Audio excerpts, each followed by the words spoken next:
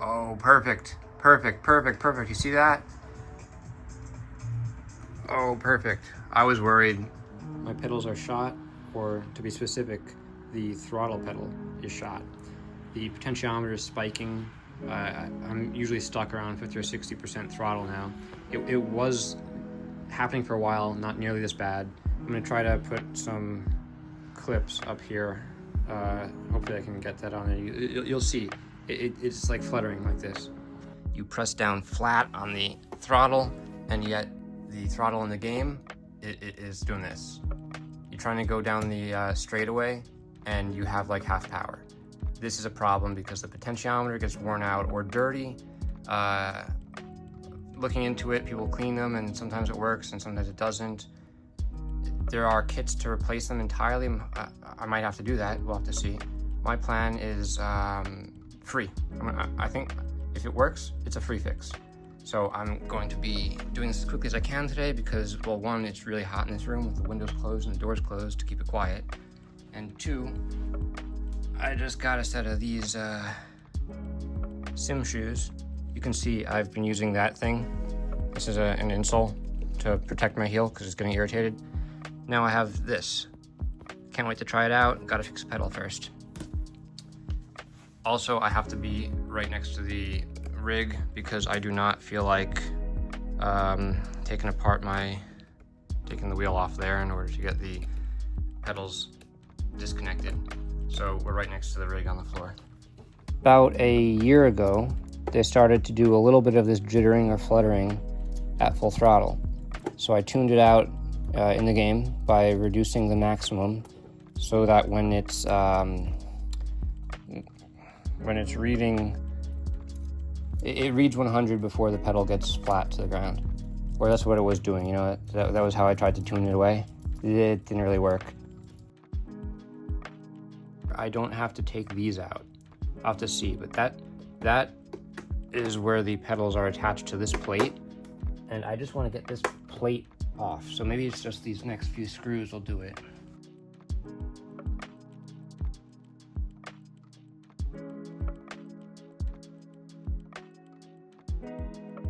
What am I missing here? Is it just clipped in there? I don't want to break it. Okay, there are two additional screws that are hidden behind this thing. And then the pedals may need to have the covers taken off, or, you know, the pedal plates taken off. Found them. That was not difficult. I thought I was gonna have to dig around for them. All right. So, I mean, if you wanted to, you can get these, you can coat them with something, or paint them with like a tough paint that might wear off, although if you're playing with socks, it'll be fine. No, okay, you gotta be careful. You see that in there? You gotta be careful, you don't want to yank on those wires. Oh, that's not, okay, yeah, so I can kind of hinge it open a bit. I'm trying to avoid having to unscrew that right there. If you have an animal, you're gonna have to vacuum this. It's all for my dog. If I haven't mentioned it already, my plan is to remove the, oh, you can't see it. Remove the potentiometer from the throttle, this one's a shoddy one, and replace it with the clutch potentiometer. I don't have a stick shift for this, an H pattern. I almost never use a clutch. Like not even 1% of the time. So it will be like a brand new sensor. I'm going to be taking, I'm gonna have to disconnect this to get at it. But first, there are 3 connectors. 2 of them are red wire, one's black. So I'm gonna mark the top connector with a Sharpie so I don't confuse them. On the other, oh, that is black there. Yeah, that one's green over there. That one's white. So they do color code it a little bit, I guess, so you don't get them confused. But the reds are the same, so I'm gonna do that. Mark the top one with Sharpie so I know it's the top one. I'm gonna try something different than what I've seen other people do. I don't want to have to disassemble both of these pedals, which is, yeah, I'd rather not do that. But I realized I might be able to get at everything just by disconnecting the top of this spring. This makes it easier. It'd be nice. Oh, okay, it's under a little bit of tension. Yeah, get that spring out of the way. The accelerator spring. Oh, sorry about that. So this, get that back out of the way there. All right, now I can actually get at the potentiometer a little bit easier. There's supposed to be a washer in there I gotta pop off. Not the best angle for you guys to see it at. All right, I'm just gonna pop it off and then I'll do the same on that side. I mean, it's all accessible, but I also don't think that they ever planned on anybody opening it up. There is this little washer in there. Try to get to focus, man. It has a little, it's like a lock washer. It has a little flange that sticks off and gets stuck against it's like a keyed shaft. Or it's, you know, flat on one side. I had to get these tick removal tweezers to get that thing off there. As you can see, I got both the potentiometers off. This one was on the clutch, this one was on the accelerator. B for bad, G for good.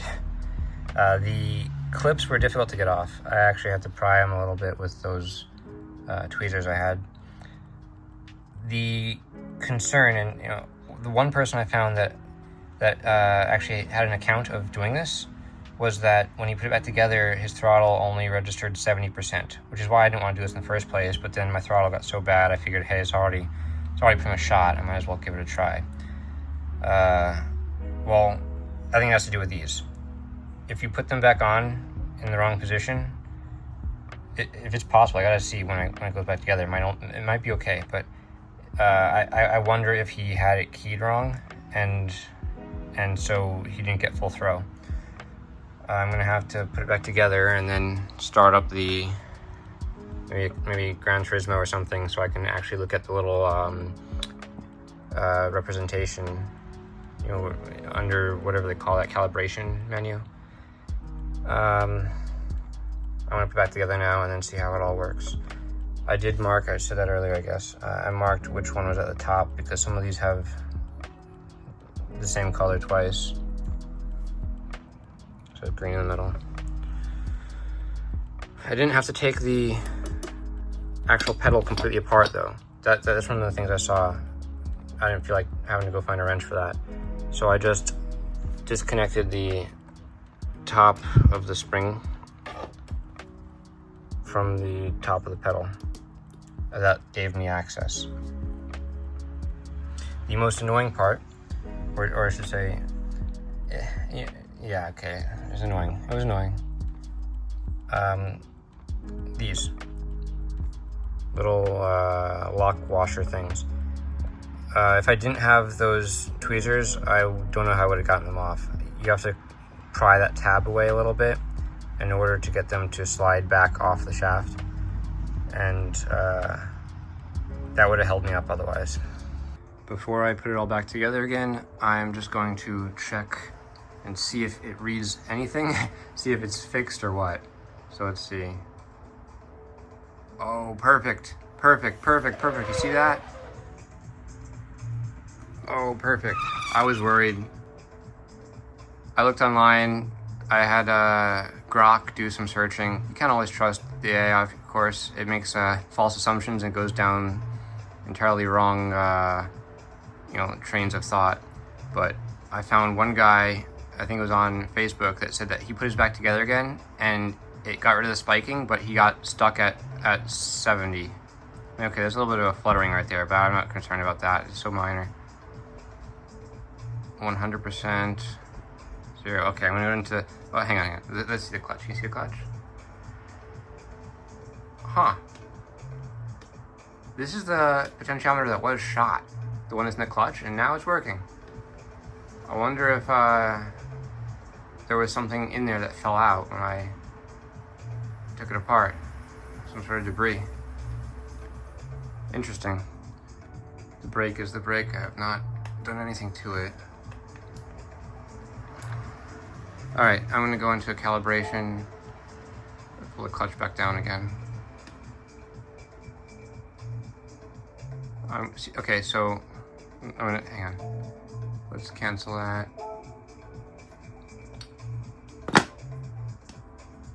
What's going on with the accelerator? It's getting stuck at 5.5. Oh, that's not good.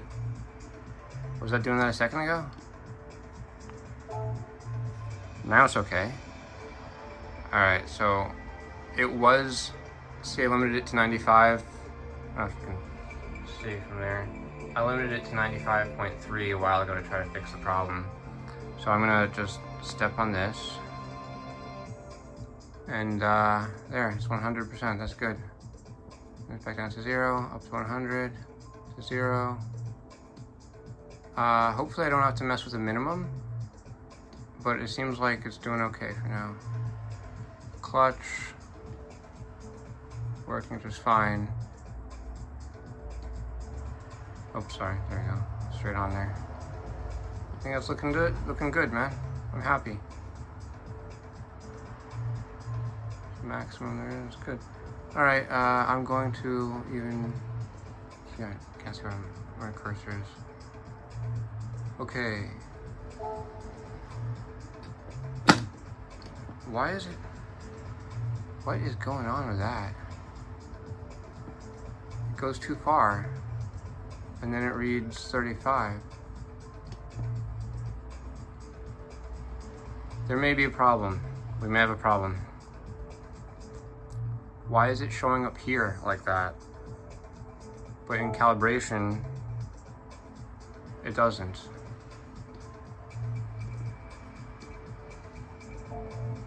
This is weird. What if I back out of here and come back in again?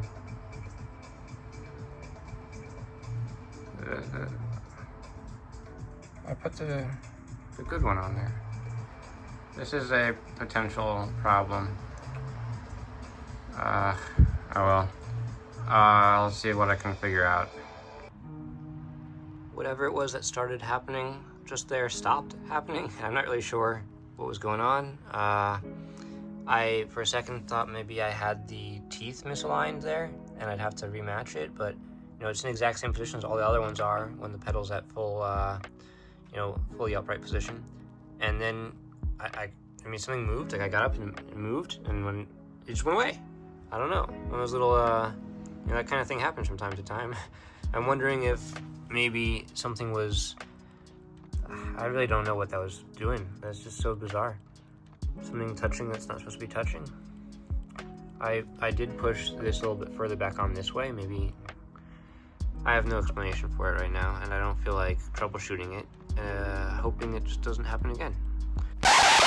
It has been over a week, and the issue has resolved itself.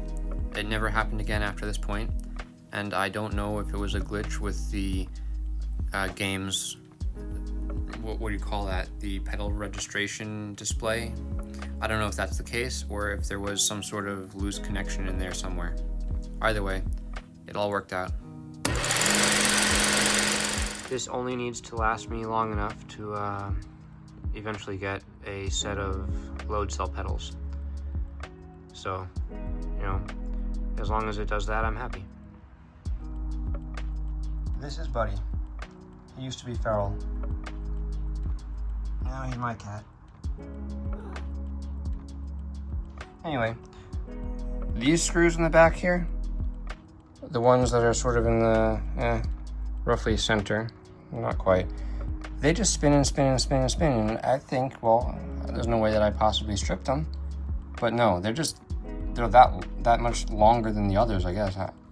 Maybe it's an illusion. If you keep turning them, they bottom out eventually. So I just thought I'd mention that. I thought, well, there's no way I could possibly have stripped all 4 of these. But then you end up meeting resistance and you realize it actually is just surprisingly deep.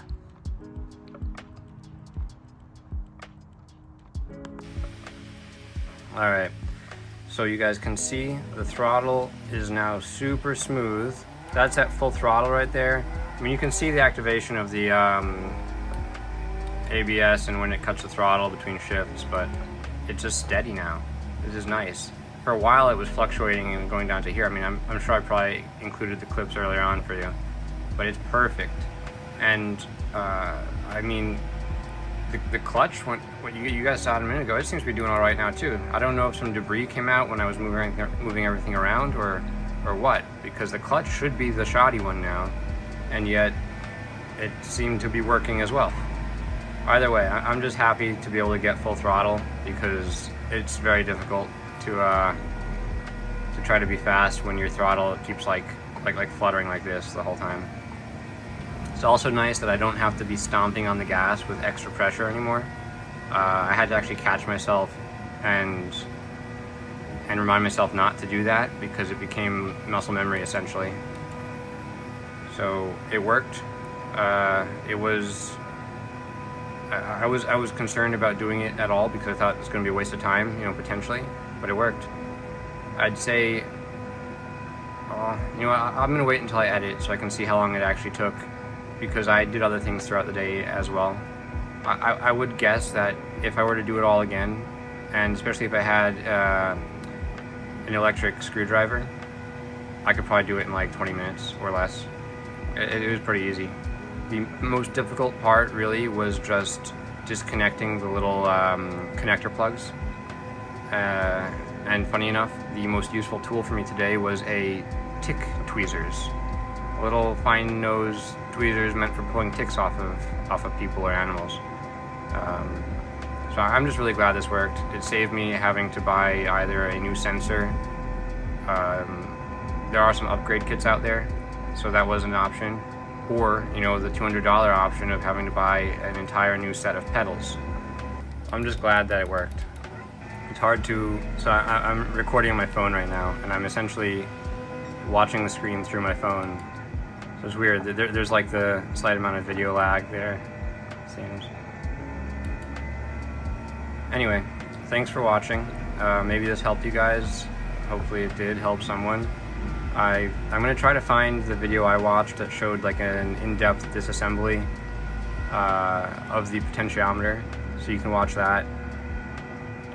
I'll put it in the description if I can find it. Thanks, guys.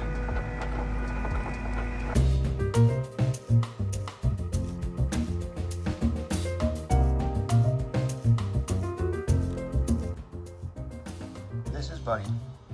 He used to be feral. Now he's my cat. Anyway,